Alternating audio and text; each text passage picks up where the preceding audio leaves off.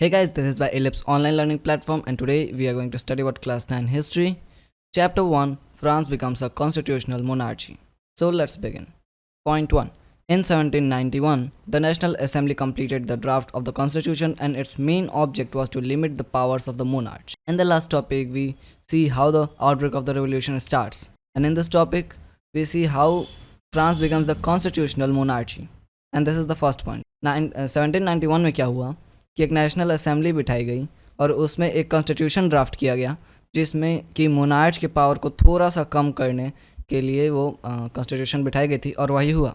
Monarch की power थोड़ी सी कम हुई और सिटीजन्स को थोड़ी सी पावर मिली, यानी डेमोक्रेसी मोनार्च के साथ थोड़ा सा कंबाइन किया गया और फिर एक कॉन्स्टिट्यूशन बना।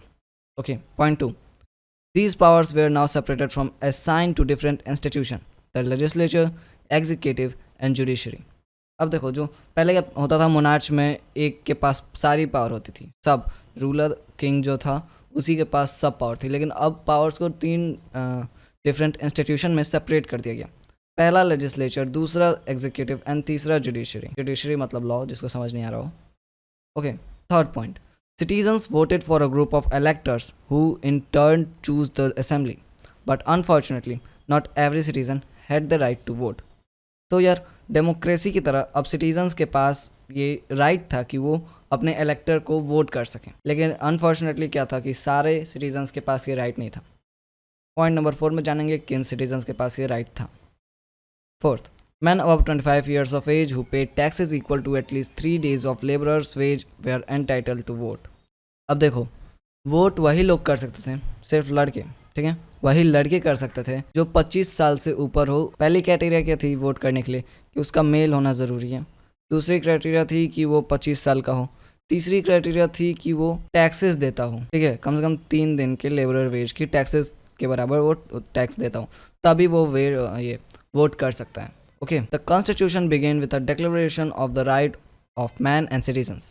Rights such as the right to life, freedom of speech, freedom of opinion, equality before law. अब देखो, तो Constitution बना और जो Constitution में rights of man and citizens की declaration थी कि क्या हो गए citizens के right और एक इंसान की rights, तो उसमें था जीने का हक, right to life, freedom of speech, अपनी स्वतंत्रता अनुसार बोलने का हक, फ्रीडम ऑफ ओपिनियन, वो क्या सोचते हैं किसी के बारे में या किसी चीज पे, ये सबके सामने प्रस्तुत करने का हक, represent, and equality before law. Equality before law मतलब सबके लिए एक ही, मतलब सब लॉ के नजरों में इक्वल होंगे। ओके, छठा, they belong to each human being by birth and could not take away. Okay, तो जो पांचवा पॉइंट था जिसमें जो भी right to life, freedom of speech, freedom of opinion, equality before law, ये सारे जो राइट्स थे, human rights of citizens and man, ये सब बर्थ प्रिविलेजेस की तरह थे।